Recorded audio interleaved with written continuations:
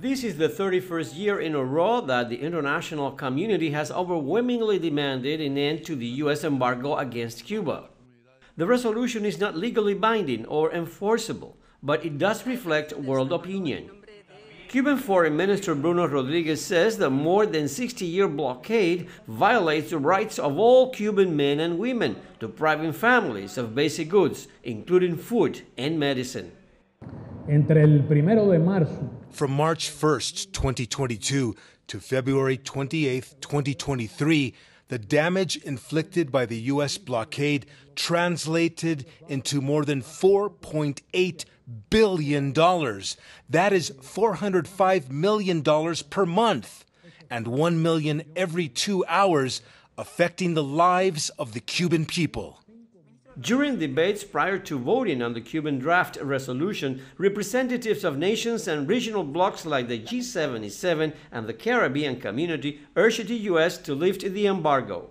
Producto de la aplicación del bloqueo. As a consequence of the U.S. blockade, Cuba cannot purchase the appropriate drugs to treat child cancer. Cuban children suffering from cancer should not suffer from this anachronistic and lacerating policy. Other speakers from Asia, Africa, and the Caribbean denounced the long-standing U.S. policy for violating the Cuban people's human rights, the UN Charter, and international law, and urged the United States to immediately lift its embargo.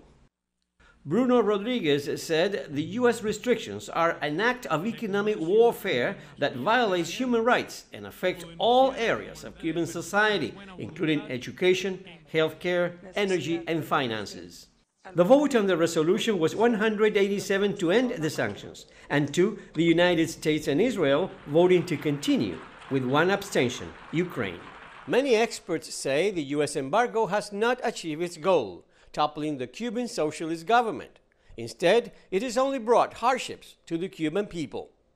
Luis Chirino, CGTN, Havana.